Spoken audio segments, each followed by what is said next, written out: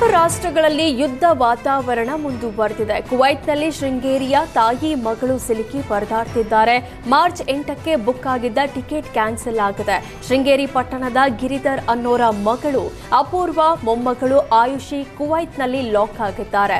ಅಪೂರ್ವ 7 ತಿಂಗಳ ಗರ್ಭಿಣಿಯಾಗಿದ್ದು ಈ ವೇಳೆಗೆ ಭಾರತಕ್ಕೆ ಮರಳಬೇಕಿತ್ತು. ಆದರೆ ಯುದ್ಧ ಹಾಗೂ ವಿಮಾನ ಹಾರಾಟದ ವ್ಯತ್ಯಯದಿಂದಾಗಿ ಬರಲು ಸಾಧ್ಯವಾಗಿಲ್ಲ. ವಾಪಸ್ ಬರಲು ಸಹಾಯ ಕೋರಿ ಶೃಂಗೇರಿ ಮೂಲದ ಜೆಡಿಎಸ್ ವಕ್ತಾರ ಸುಧಾಕರ್ ಶೆಟ್ಟಿ ಕಡೆಯಿಂದ ಕೇಂದ್ರ ಸಚಿವ ಕುಮಾರಸ್ವಾಮಿಗೆ ಪತ್ರ ಬರೆಸಿದ್ದಾರೆ.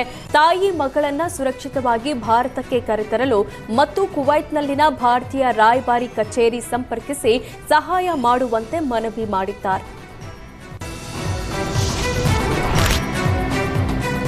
ಡಿಕೆ ಶಿವಕುಮಾರ್ ಕೆಪಿಸಿಸಿ ಅಧ್ಯಕ್ಷರಾಗಿ ಇಂದಿಗೆ 6 ವರ್ಷಗಳಾಗಿದೆ.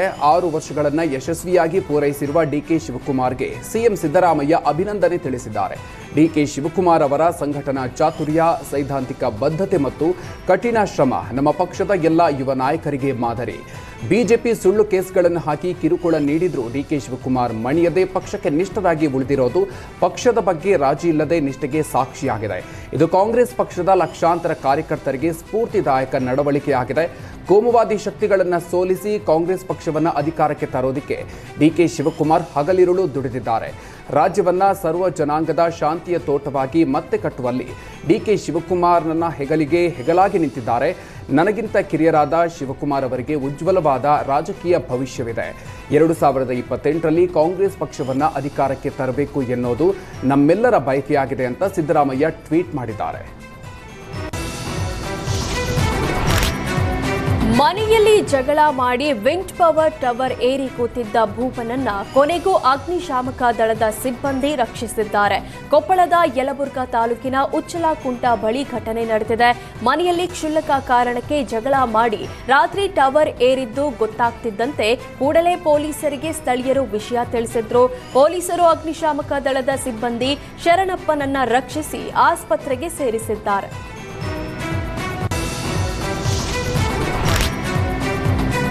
ಸಿನಿಮೀಯ ಶೈಲಿಯಲ್ಲಿ ಮನೆ ಕಳ್ಳತನ ಮಾಡ್ತಾ ಇದ್ದ ಖತರ್ನಾಕ್ ಕಳ್ಳನನ್ನ ಯಲಹಂಕ ಪೊಲೀಸರು ಬಂಧಿಸಿದ್ದಾರೆ. ರಾಜಸ್ಥಾನ ಮೂಲದ 19 ವರ್ಷದ ವೇಲಾರಾಮ್ ಬಂಧಿತ ಆರೋಪಿ. ನಿರ್ಮಾಣ ಹಂತದ ಕಟ್ಟಡದಲ್ಲಿ ಟೈಲ್ಸ್ ಕಟ್ ಮಾಡುವ ಕೆಲಸ ಮಾಡ್ತಾ ಇದ್ದ ವೇಲಾರಾಮ್ ತಾನು ಕೆಲಸ ಮಾಡುವ ಮನೆಯ ಪಕ್ಕದ ಮನೆಯಲ್ಲಿ ಯಾರು ಇಲ್ಲದಿರೋದನ್ನು ಗಮನಿಸಿ ಮನೆಗೆ ಕನ್ನ ಹಾಕಿದ. ಸ್ಲೈಡ್ ಡೋರ್ ಮೂಲಕ ಮನೆಯ ಒಳಗೆ ನುಗ್ಗಿ 1 ಕೆಜಿ 800 ಗ್ರಾಂ ಚಿನ್ನಾಭರಣ, ಡೈಮಂಡ್ ಹಾಗೂ ನಗದು ಹಣವನ್ನು ಕಳ್ಳತನ ಮಾಡಿದ್ದ. ಎಲ್ಲವನ್ನ ಬ್ಯಾಗ್ನಲ್ಲಿಟ್ಕೊಂಡು ರಾಜಸ್ಥಾನಕ್ಕೆ ಪರಾರಿಯಾಗಿದ್ದ. ಈ ನಡುವೆ ಅಮೆರಿಕಾದಲ್ಲಿರುವ ಮನೆ ಮಾಲೀಕರು ಮನೆಯ ಸಿಸಿಟಿವಿಯನ್ನು ಪರಿಶೀಲಿಸಿದಾಗ ಕಳ್ಳತನ ಬೆಳಕಿಗೆ ಬಂದಿದೆ. ಸಂಬಂಧಿಕರ ಮೂಲಕ ಪೊಲೀಸ್ ಠಾಣೆಗೆ ದೂರು ನೀಡಿದ್ದಾರೆ. ಸಿಸಿಟಿವಿ ಆಧರಿಸಿ ಆರೋಪಿ ವೇಲಾರಾಮ್ನನ್ನು ಬಂಧಿಸುವಲ್ಲಿ ಪೊಲೀಸರು ಯಶಸ್ವಿಯಾಗಿದ್ದಾರೆ. ಕೆಕೆಆರ್ಟಿಸಿ ಬಸ್ಸು ಮರಕ್ಕೆ ಡಿಕ್ಕಿಯಾಗಿ ಚಾಲಕ, ನಿರ್ವಾಹಕ ಸೇರಿದಂತೆ ಹಲವರು ಗಾಯಗೊಂಡ ಘಟನೆ ಕೂಡ್ಲಿಗಿ ಪಟ್ಟಣದಲ್ಲಿ ನಡೆದಿದೆ. ಕಸಾಪುರದಿಂದ ಮರಳಿ ಬರ್ತಾ ಇದ್ದ ಬಸ್ ಸಾಗರ ಡಾಬಾ ಬಳಿ ಬೈಕನ್ನ ತಪ್ಪಿಸಲು ಹೋದಾಗ ಚಾಲಕನ ನಿಯಂತ್ರಣ ತಪ್ಪಿ ಬಲಬದಿಯ ಮರಕ್ಕೆ ಡಿಕ್ಕಿ ಹೊಡೆದಿದೆ. ಘಟನೆಯಿಂದಾಗಿ ಬಸ್ಸಿನ ಮುಂದಿನ ಬಲಭಾಗ ಸಂಪೂರ್ಣ ಹಾನಿಯಾಗಿದೆ. ಇದರಿಂದ ಚಾಲಕ ಶಶಿಧರ ಅವರ ಬಲಗಾಲು ಮುರಿದಿದೆ. ನಿರ್ವಾಹಕ ಪಾಟೀಲ ಮುಖಕ್ಕೆ ಪೆಟ್ಟು ಬಿದ್ದು ಸಣ್ಣ ಪುಟ್ಟ ಗಾಯಗಳಾಗಿದೆ. ವಿದ್ಯಾರ್ಥಿಗಳು ಸೇರಿದಂತೆ ಬಸ್ಸಿನಲ್ಲಿ 62 ಪ್ರಯಾಣಿಕರಿದ್ದರು.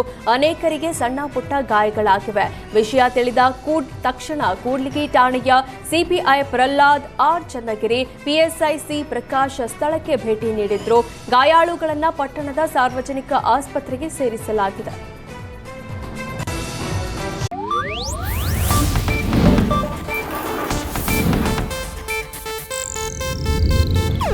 ಇದು ಏಷ್ಯಾನೆಟ್ ನ್ಯೂಸ್ ನೆಟ್ವರ್ಕ್ ಪ್ರಸ್ತುತಿ.